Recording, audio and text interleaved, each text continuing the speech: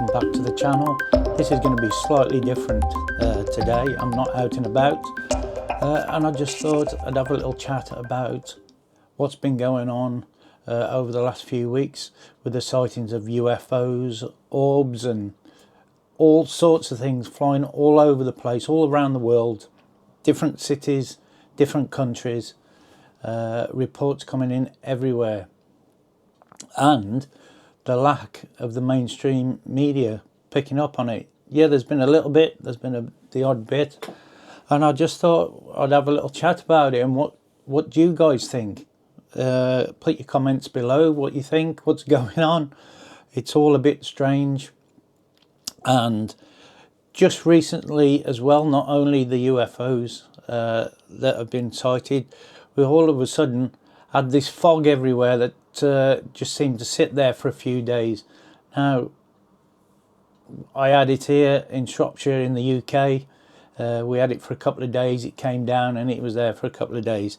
Did I think it was anything different to what we've had before?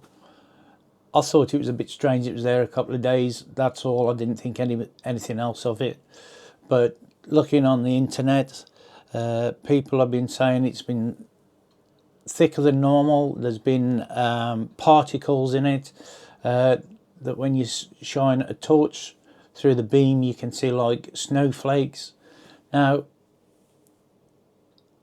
in the past, fog's always been like that. If you put a light through it, you will see like flakes. I don't know what you call them, but there's always been like grainy flakes if you put a light through it and you get the light beam. However, people are picking up this is being larger than normal, and people have got suspicious about that. I didn't really particularly get suspicious about the fog, other than it was there for a couple of days. Seemed to be lingering around longer than normal. Other than that, I thought I didn't really think about it until I've been starting to research it a little bit and having a look on the internet, because this kind of thing interests me. Does it interest you? Put it in the comments below. Maybe it does, maybe it doesn't. Are these people crazy? But I've recorded a few things off the internet and want to put it together and see what you think. Like some bits of the puzzle seem to be dropping into place a little bit. Yeah, before I go into anything else, just have a listen to Dr.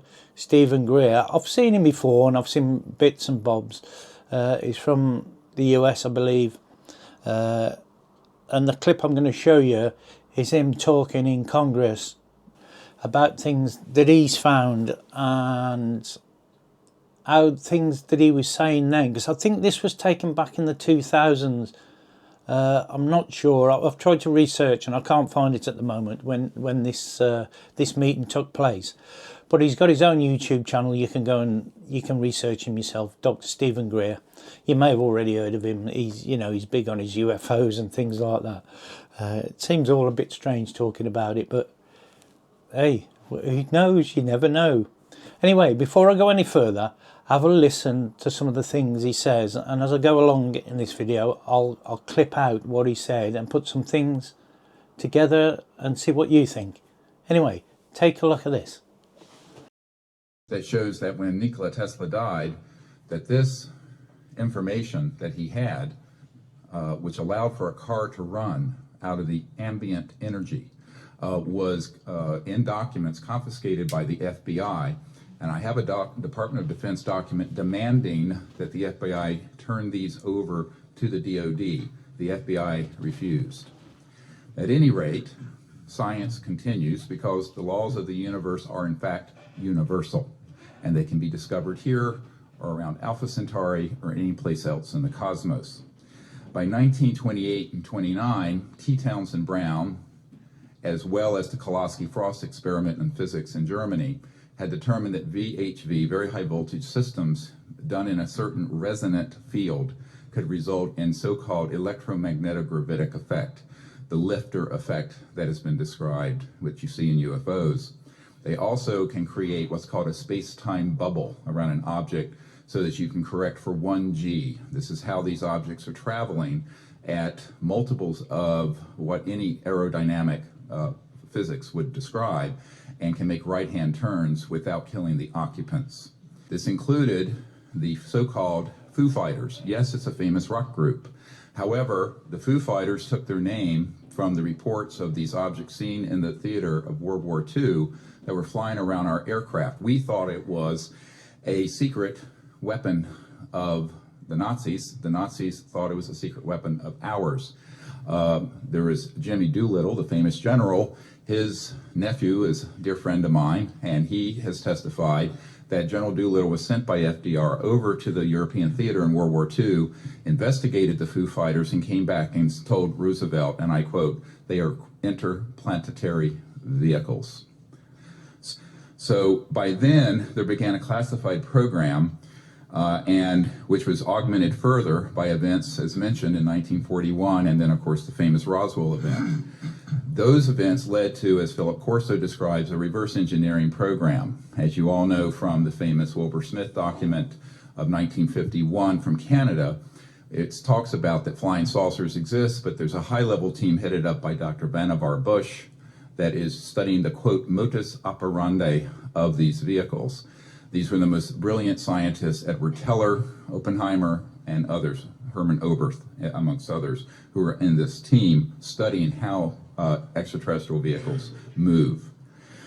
In October of 1954, a key date I want the committee to remember, we have actionable intelligence from someone who has worked in the National Security Agency and has been in the vault. All of this went deep black because they figured out, at that point, gravity control. So since 1954, October of that year, we have not needed rockets, jets, internal combustion engines, and surface roadways between cities. I say this with authority that this is the case. Eventually, these breakthroughs in human discovery were complemented by the study of the extraterrestrial material that were retrieved from these events. And contrary to most people's thoughts, the Roswell event was actually a downing of an extraterrestrial vehicle by an electromagnetic system that was hidden in a radar dome that was switched on. And this is in an FBI document that I can provide for the committee and is on the flash drive given to the Congress. The result ultimately was that there were trans-dimensional physics that began to be studied that deal with the nexus between electromagnetism, energy generation, anti-gravity, and consciousness. And we have discovered that there is a nexus and that, in fact, there are electromagnetic systems that have been developed that can interface directly with what we call coherent thought, the same way that you can interface with a system with lasers, which is coherent light, where you sync up all the wavelengths.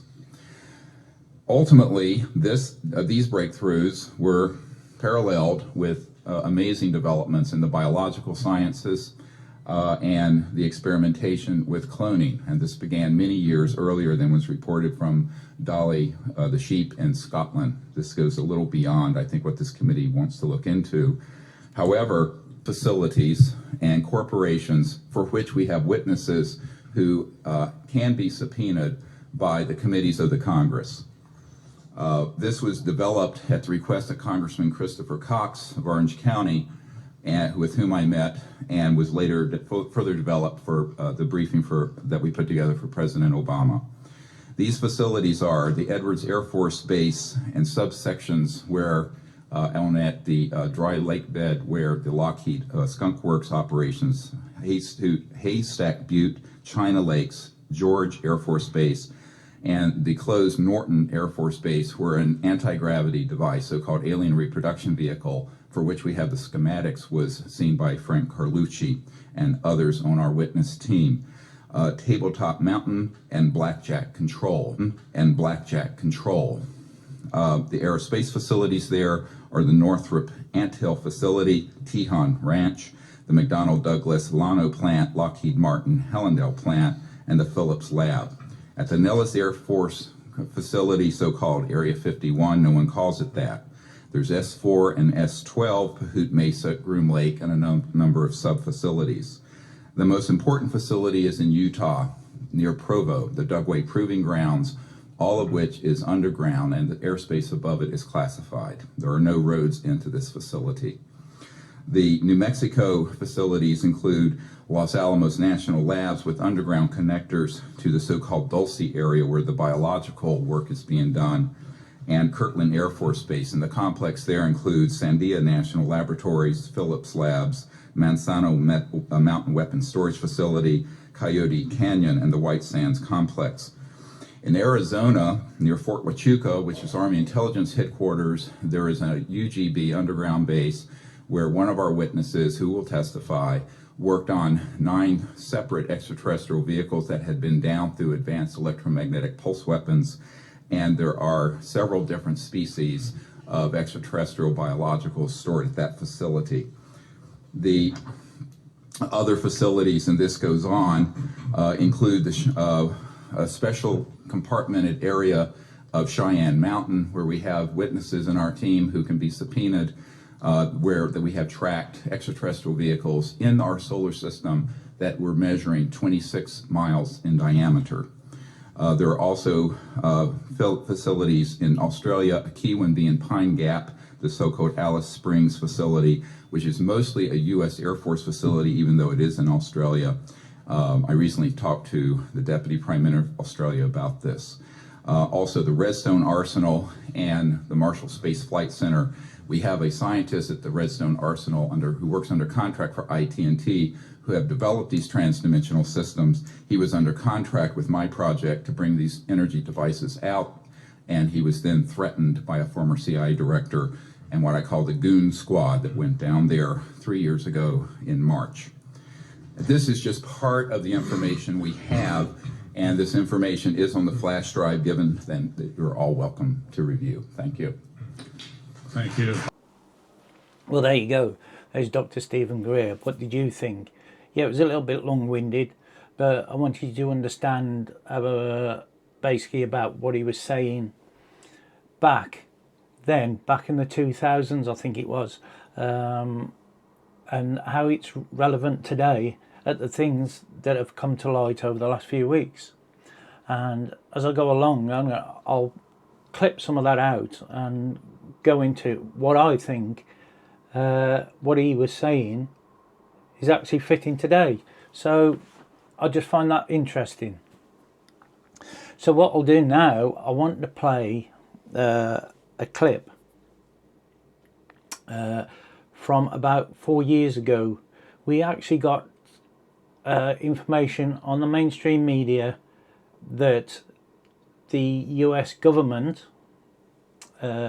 admitted that they got unidentified flying objects around several ships of their ships, and they didn't know what they are.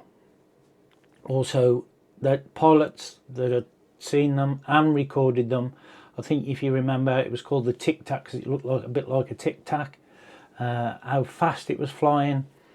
And what I want to pick out as well is a picture of an orb. But what I'll do is just play you what was given to us about 4 years ago. But I think this happened back in 2016, and then we got told about it, what, about 2001, something like that. It come out into the media, and the US government admitted they did not know what these vehicles were, or whatever they are. They didn't know what they were. Anyway, have a look at this.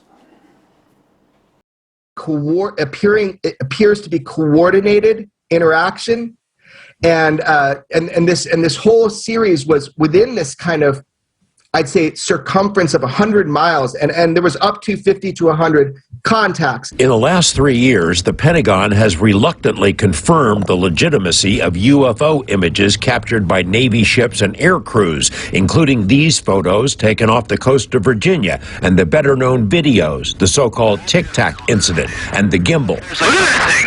But other than the images themselves, there's been no release of sensor data to buttress these cases. There is now. Well, if you can write a general lat long where we're at. And then the number of contacts you got, of course, the speed meters off them. Over a period of hours, crew members on the USS Omaha, which is located in the center of this radar screen, monitored the approach of the unknown objects, as many as 14 at one point, all around the ship. 2 different radar systems watched the objects and estimated their speed. Track 781 just sped up to 46 knots, 50 knots, closing in. Oh, actually 38 knots. Quite fast. That one's pretty much perfectly 000 relative, right?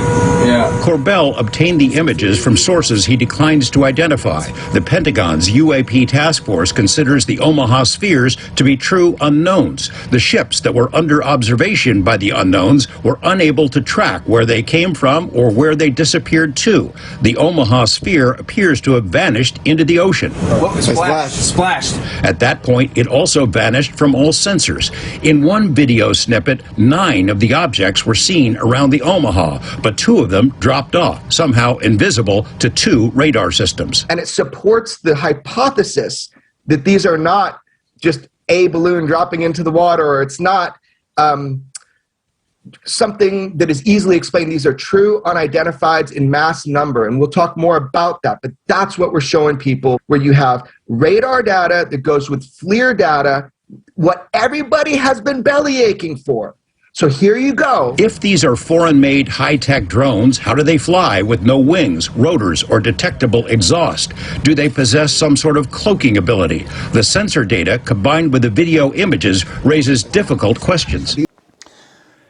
So that's the video that came out on the mainstream media about 4 years ago, explaining about these objects around their ships and US Air Force personnel recording them in flight. The tic-tac. And what I want to do now is come up to date, whereas just a couple of weeks ago, we're just in the first few days of January while I'm recording this. So just over a week ago, just before Christmas, and a few weeks before, there was lots and lots of reports of drones. We got a report here in the UK at RAF Lakenfield, is it? I'm not sure, I can't remember. It's something like that, that there was drones approached the airfield, and our government didn't know what they were. Then it seemed to explode all around the world on social media that these drones were being seen everywhere. And I mean all 4 points of the globe, not just in America and not just in the UK. It was in Australia, I think it's been in Africa, it's even been in China, because the people are suggesting is it the Chinese that are sending these drones that they keep calling them. But what's interested me, there's been just the odd couple of pictures and videos that have actually synced with information from videos that I've just shown you from a few years ago and Dr. Stephen Greer, that seem to connect with the videos that have been taken over the last few weeks. So is this the jigsaw puzzles dropping into place, so to speak? And is this evidence there is actually something going on? It's not just Chinese drones. There's actually other things going on. So what I'll do now is I'm just going to drop a few videos of what's happened over the last few weeks and what people have reported and put on social media. So let's have a look at that. Ahí está, han aparecido más ahora. Oh, you don't do this. Are those fireworks? What's that? Aliens? I don't know. There you go. That was a very short clip of what's been happening over the last couple of weeks. Now, I purposely showed you those two because I think the second one is more down to humans, I think. I don't know, with all those ones dotting all over the place. I think they could be drones. If you look at drone shows, the stuff they can do there, and that's the reason I dropped that one in. But the one I'm more interested in was the one before, the one I've got on my screen at the moment, and I'll drop the picture here. Take a look at this and tell me what you think about this one compared to the video that was shown that the US government said they didn't know what it was. Now this one was recorded just a couple of weeks ago. I'll drop it here. And this one was recorded in 2016, but we were shown it about 4 years ago, about 2021-ish. And I'll drop that there and compare the two together. So can you see the similarity from back in 2016 up until the present time? And it's these type that get my interest. And if I go back to Dr. Stephen Greer and what he said about the speed and that they in a type of a bubble, what do they look like? Bubbles. Now don't forget, Stephen Greer said all this before these photos came out. So this is where I'm linking with Stephen Greer and things that are going on after he'd said those things. They also can create what's called a space-time bubble around an object so that you can correct for 1G. This is how these objects are traveling at multiples of what any aerodynamic physics would describe, and can make right-hand turns without killing the occupants. So, can you see the link from what Stephen Greer said? Also, he touched on the Foo Fighters. Now, yes, they are a band, a musical band, but yes, he was right. The Foo Fighters were reported in World War II, where we thought that it was the Nazis and their technology were flying around our planes, and vice versa. They thought it was our technology flying around their planes. This included the so-called Foo Fighters. Yes, it's a famous rock group. However, the Foo Fighters took their name from the reports of these objects seen in the theater of World War II that were flying around our aircraft. We thought it was a secret weapon of the Nazis. The Nazis thought it was a secret weapon of ours.